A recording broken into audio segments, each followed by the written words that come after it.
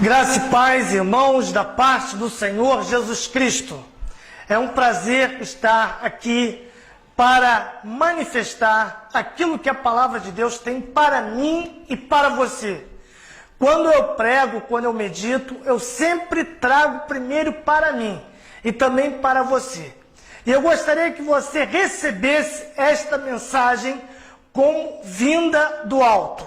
Eu gostaria de falar hoje acerca de cuidados que precisamos ter na vida. E aí eu gostaria que lêssemos o que está escrito em Êxodo, capítulo 1, verso 8, que diz assim: Entretanto, se levantou sobre o Egito um novo rei, que não conhecera a José.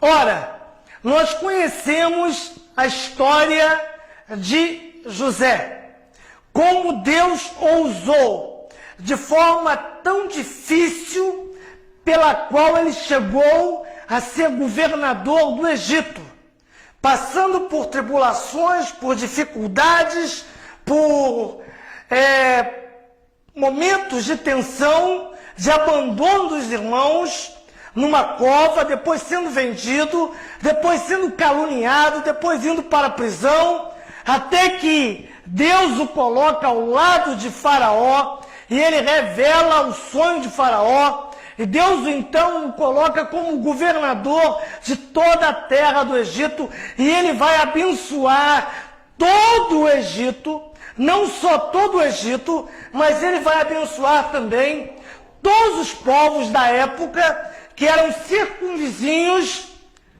do Egito e passaram por grande fome. José, portanto, foi um dos grandes homens que abençoaram a terra do Egito. Mas o texto que lemos diz: se levantou um rei no Egito, um novo faraó, que se esqueceu de José. Esse esquecimento aqui, querido e querida, não é que ele não tomou conhecimento, porque os egípcios tinham uma característica muito interessante. Eles registravam todos os atos em hieroglifos. Eram marcadas a história através de sinais para que o outro faraó e o seu sucessor assim conhecessem a história. Então, quando surge um rei novo que não conhece a José, está dizendo que ele esqueceu de propósito. Ele não teve interesse em conhecer aquilo que José fizera. Ele colocou um pano em cima e apagou de forma muito proposital aquilo que José havia feito para o seu povo e para a sua gente. Surgiu no Egito um rei que se esqueceu de José. Êxodo 1:8. O que isso tem a ver com a minha vida e com a sua vida? Irmãos, esquecer de José aqui significa esquecer da nossa história. Eu tenho falado isso com muitas pessoas em vários momentos de reflexão. Nós não podemos fazer como o novo faraó, que quando esqueceu de José, vai fazer coisas terríveis. Comento isso daqui a pouco. Nós não podemos cometer esse erro, esquecer a nossa história, esquecer o nosso passado. E eu falo o tipo de memória do passado, memória pretérita, de forma positiva. Eu não posso esquecer de quem me deu a mão. Eu não posso esquecer de quem me ajudou. Eu não posso esquecer de ninguém que me colocou para frente. Eu não posso esquecer de pessoas que passaram na minha vida e me abençoaram. Eu não posso esquecer daqueles que, mesmo quando eu tinha uma idade muito pequena, tenra idade, me abençoaram a minha família. Eu não posso esquecer de pessoas que me ajudaram na adolescência. pessoas que me impulsionaram, pessoas que me ensinaram. Eu não posso esquecer de pessoas que me ajudaram na puberdade. Eu não posso esquecer de pessoas que me ajudaram em momentos da minha fase de crescimento. Gente que Deus mandou para a minha vida, para me abençoar, para me orientar e para me guiar. Eu não posso esquecer de gente que foi usada por Deus para me abençoar na fase adulta. Gente que abriu portas para mim. Gente que disse, vai, eu estou na retaguarda. Gente que me ajudou financeiramente. Gente que ajudou a minha família. Eu não posso esquecer de pessoas que me ajudaram em momentos de enfermidade. Eu não posso esquecer de pessoas que me ajudaram em momentos de fraqueza física, em momentos de fraqueza psicológica, em momentos de fraqueza espiritual. Eu não posso esquecer da minha história e dos fatos positivos. O grande problema da sociedade que vive hoje a crise da depressão é que olha para o passado e só vê aquelas pessoas que fizeram coisas ruins, ou que as magoaram, ou que de alguma forma trouxeram uma carga negativa. E nunca fazem um olhar retrospectivo para lembrar-se daquelas pessoas que nos abençoaram, que nos disseram esforça-te, tem bom ânimo, que oraram por nós, que nos sustentaram, que foram como aqueles que seguraram a mão de Moisés quando ele já estava fraco. Queridos, vivemos numa sociedade que Paulo vai dizer que é uma sociedade em Timóteo, 2 Timóteo 3, de pessoas ingratas, desafeiçoadas, implacáveis, desobedientes a pais e mães, homens sem empatia. E hoje, quando nós olhamos a história, nós percebemos que as pessoas esquecem daquelas que lhes deram a mão.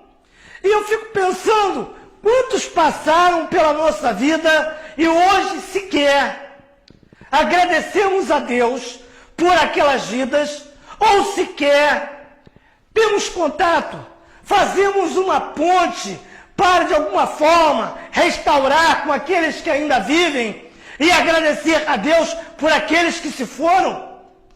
Quantas vezes, por motivo de rusga, de algum tipo de contenda, nós esquecemos pessoas que foram altamente usadas por Deus. Irmãos, a gente vai ver lá no livro de Atos que Paulo e Barnabé tiveram uma grande contenda por causa de João Marcos. Mas lá em Atos, à frente, se não me engano, no capítulo 13, a Bíblia diz que Deus escolhe Barnabé e a Paulo. Estão juntos novamente, porque Paulo, quando era desconhecido da igreja, teve alguém que o pegou pela mão, alguém que tinha credibilidade, alguém que disse, vem comigo e eu te apresentarei a igreja. A igreja desconfiava de Paulo, e foi a mão misericordiosa, a destra de Barnabé, que fez com que Paulo fosse um instrumento levado por Deus aos gentios.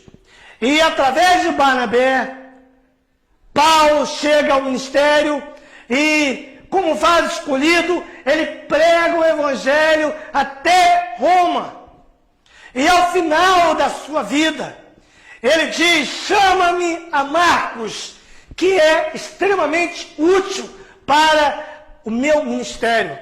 Irmãos, nós não podemos ser pessoas esquecidas, pessoas que não têm nenhum tipo de vínculo com o passado. Hoje você é resultado de pessoas que te abençoaram. Talvez da sua mãe, que você não valorize mais, ou do seu pai, ou de um tio, ou de alguém que Deus levantou para te abençoar. Neste momento, faça reflexões agora. E daqui a pouco, tenha um momento dizendo, dizendo, Deus, obrigado por fulano, ciclano, que eu nem me lembrava mais. Aquela pessoa que conseguiu uma bolsa de estudos para mim, aquela pessoa que me colocou no ministério, aquela pessoa que me colocou no emprego. Irmãos, nós muitas vezes vivemos como Faraó. E levantou-se no Egito um rei que esqueceu-se de José. E eu pergunto, quantos Josés passaram pela minha vida e pela sua vida e nós ignoramos completamente? Às vezes, hoje, esses Josés estão precisando de uma ajuda, estão precisando de um telefonema, estão precisando de uma visita. Sabe, durante o meu ministério, eu visitei muitos asilos e quando eu posso, eu faço. E quando eu vou em asilo, eu encontro pessoas que se doaram, muitas vezes pela família, criaram filhos, criaram netos, e quando ficaram velhos, idosos, foram jogados no asilo. A família esqueceu-se deles. Aqui no Rio de Janeiro existe um bairro chamado Icaraí. É um bairro de uma classe média alta. Mas é um bairro que tem um índice de suicídio enorme. Por que isso?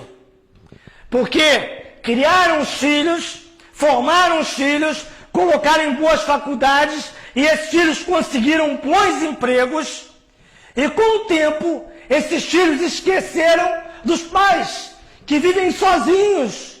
Não há nenhum telefonema, só aparecem às vezes, esporadicamente, em momentos de festa. E por isso o índice de suicídio de idosos em Icaraí é muito alto, porque eles foram esquecidos. Não só os do asilo, mas aqueles que criaram com carinho os seus filhos foram esquecidos. E eu e você muitas vezes esquecemos de ligar, esquecemos de cuidar, esquecemos de orar por aquelas pessoas que nos abençoaram. Portanto, a Bíblia vai dizer, e sede agradecidos. Agradecimento é algo muito profundo. E no português, diferente de outras línguas, como o francês, como o espanhol, como várias línguas do mundo, existe uma palavra para agradecimento que tem uma importância extremamente linda, ligada ao vocábulo. É obrigado. Obrigado significa que eu estou obrigado àquele que me abençoou, a abençoá-lo, a retribuí-lo.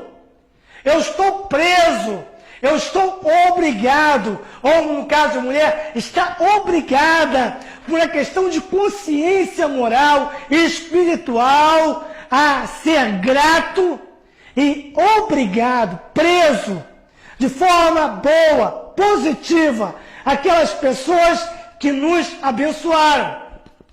Nós geralmente nos preocupamos com aqueles que estão nos ajudando agora. E eu pergunto, e os demais? E os tantos que Deus usou, volto a dizer, para abençoar a sua vida.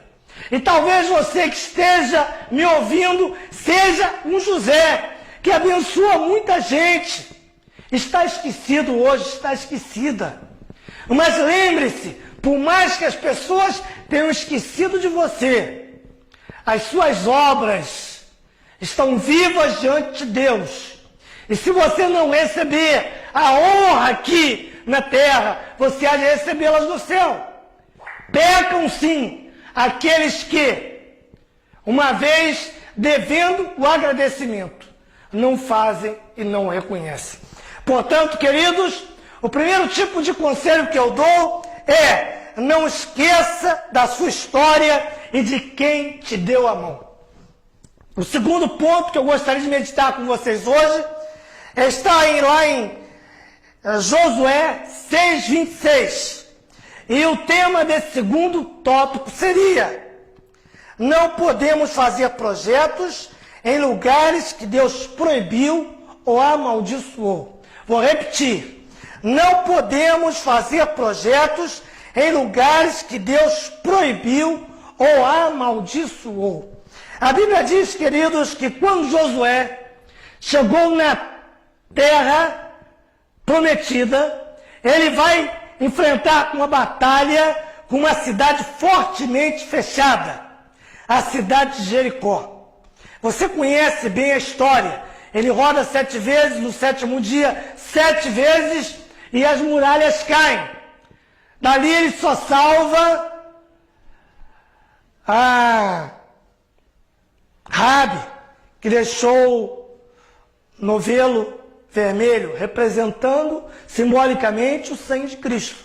Mas Josué destrói a cidade e diz o seguinte: naquela ocasião, Josué 6:26, Josué pronunciou este juramento solene: maldito seja diante do Senhor o homem que reconstruir a cidade de Jericó. Ao preço de seu filho mais velho, lançará os alicerces da cidade. Ao preço de seu filho mais novo, porá as suas portas. Josué está dizendo: ninguém vai reedificar essa cidade, porque eu estou amaldiçoando pelo Senhor. Quem tentar reconstruí-la vai perder o seu filho mais novo, o seu primogênito, e também vai perder o seu segundo filho. Ou seja, Deus disse que aquela cidade não deveria mais ser reedificada. Deus proibiu textualmente, através das palavras proféticas de Josué, dizendo: aquele que assim fizer vai perder 2 filhos, o primeiro primogênito e o segundo as portas da cidade. Passaram-se 500 anos, apesar dessa lembrança ser bem vívida, bem comum entre os hebreus, porque a memória de Josué era muito forte, os livros da Bíblia eram lidos, mas lá em Reis, no capítulo 16, versículo 24, 1 Reis 16, 34, vai nos dizer o seguinte: foi durante o seu reinado que Hiel, um homem de Betel, reconstruiu Jericó. Quando colocou os alicerces, morreu-lhe o filho mais velho, o primogênito, em outra versão. Abirão, quando completou as construções e colocou as portas do povoado, faleceu-lhe o filho mais novo, Segube, porque esta tinha sido a maldição do Senhor sobre Jericó, declarada por Josué, filho de Num. Josué havia falado, e essa palavra estava sendo lembrada ainda no tempo dos reis, 500 anos depois. O texto diz que ele era de Betel. Betel não fica tão distante assim de Jericó. E esse homem então desobedece, transgride e vai fazer um projeto que é contra a vontade do Senhor. E eu fico pensando, o que leva uma pessoa a querer fazer um projeto que tem uma maldição clara? Um projeto que Deus disse que ele não se envolvesse. A primeira conclusão que eu chego é que ele foi um incrédulo. Ele disse: esse negócio aí, Deus disse, mas não vale nada. O que Deus vai fazer? Estou nem aí para Deus. Como se diz na linguagem popular, pagou para ver. E o preço foi caro. Perdeu o seu primogênito e depois perdeu o seu outro filho. Construiu, reedificou, mas foi punido. Por quê? Foi incrédulo. Muitas vezes nós transgredimos a vontade de Deus, fazemos coisas que Deus não quer, projetos que Deus não quer, criamos relacionamentos que Deus não quer, entramos em situações que Deus não quer, que está claro e evidente que não devemos ter parte, que não devemos ter negócio, que não devemos ter comunhão em certas situações. E nós insistimos, porque descremos da palavra. Ora, se Deus disse que vai dar errado, vai dar errado, porque Deus não é homem para que minta, nem filho do homem para que se arrependa. Então, não entre em negócios que a Bíblia proíbe. Não transgrida a palavra, não transgrida os mandamentos. Não queira pagar para ver, porque o preço será bem caro. A segunda conclusão que eu chego é que ele transgrediu por cobiça. A Bíblia diz que quando Josué destrói a cidade de Jericó, ele pega algumas peças e separa para o tabernáculo.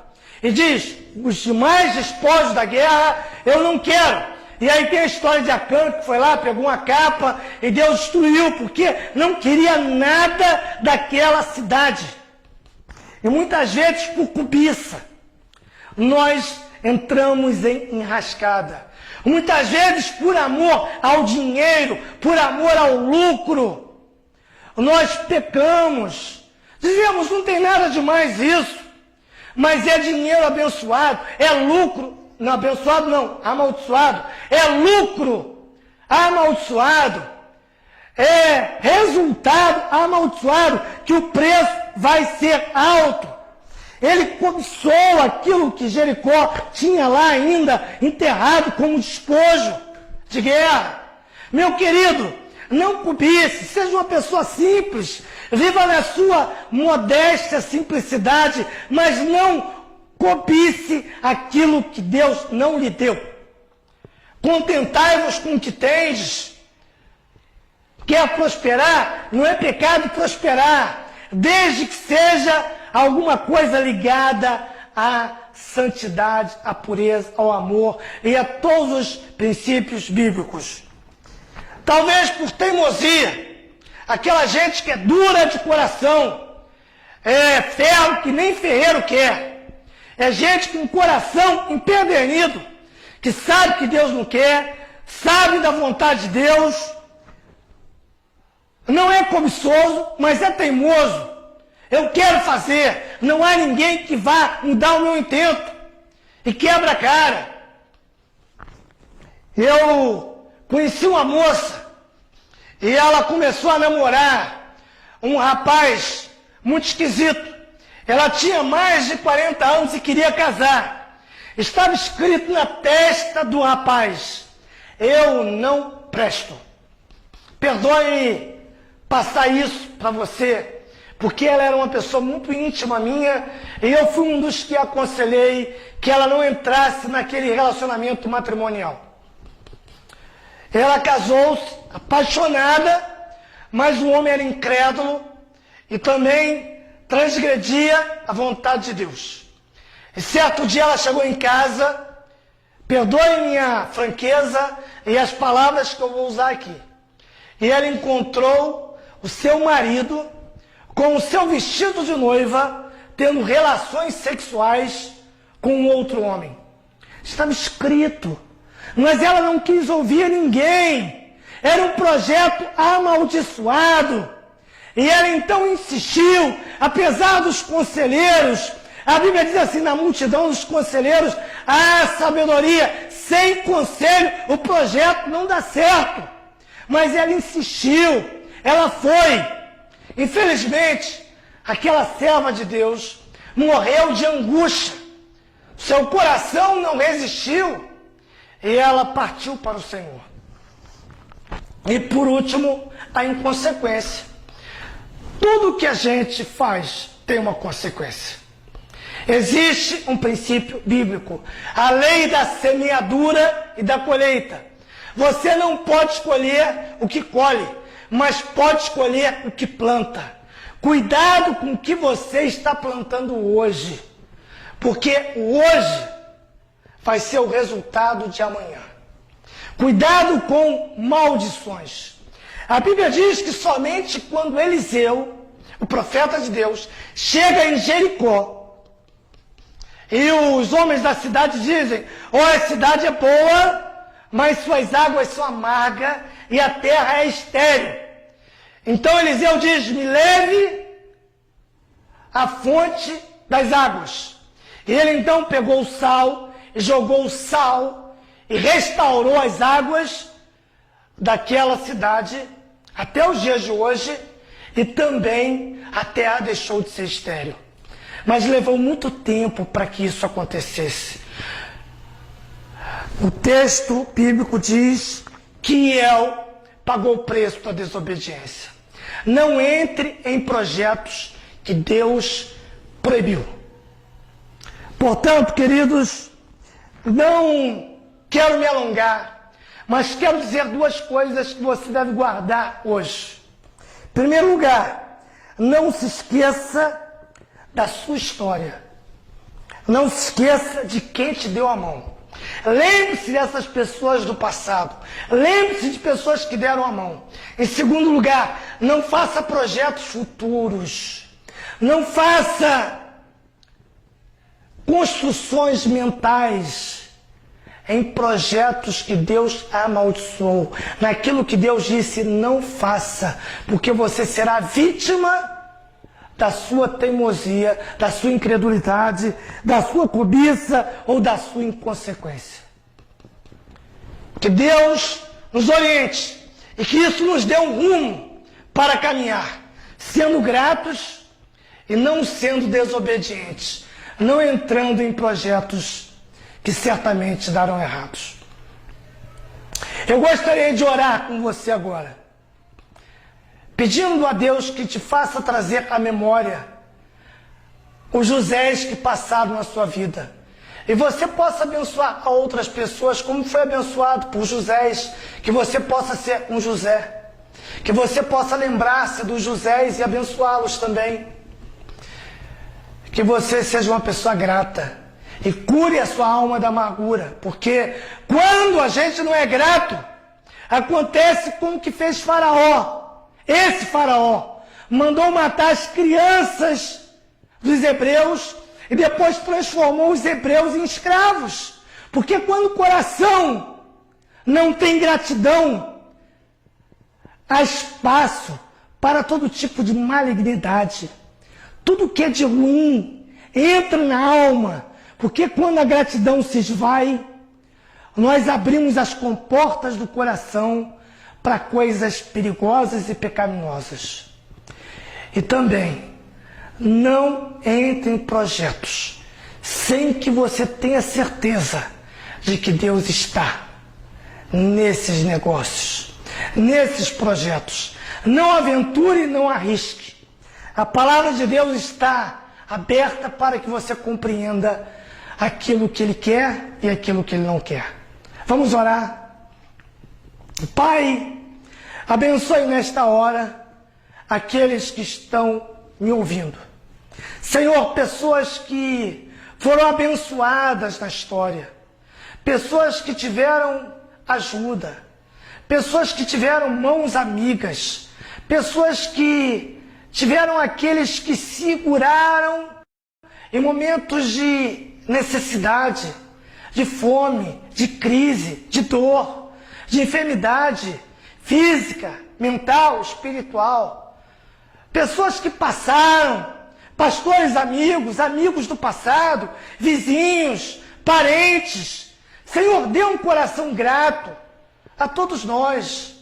Senhor, que possamos lembrar com saudade e com temor reverencial e buscar abençoar essas vidas que ainda estão vivas.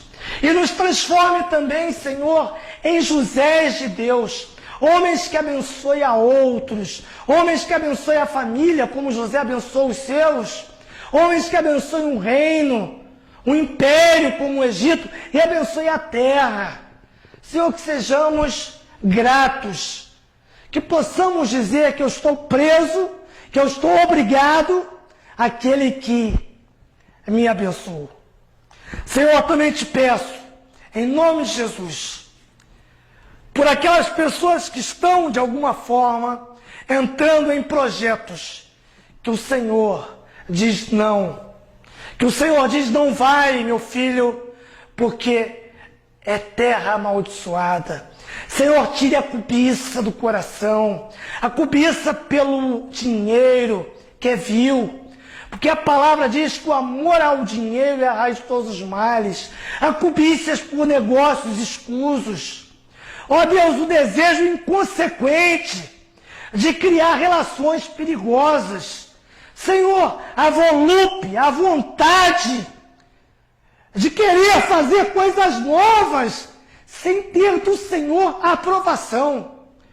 Ó Senhor, ajude-nos a entender os teus desígnios, a entender quando o Senhor responde sim, vai, a entender quando o Senhor diz não, espera, ou entender quando o Senhor diz não, não vá, porque você está colocando em risco gente preciosa para você. Senhor Jesus, nos dê esse espírito de discernimento, para que não erremos. Em nome de Jesus, abençoe aquele que me ouve agora, aquela que me ouve. Senhor, dê um coração agradecido e um coração temente. Em nome de Jesus. Amém. Que Deus te abençoe e depois nos encontramos de novo. Amém. Contribua com as suas reflexões sobre este assunto. Comente com outras pessoas aquilo que Deus tem falado ao seu coração. Fique na graça e na paz do Senhor Jesus, com carinho do pastor Neuci Valentim. Amém.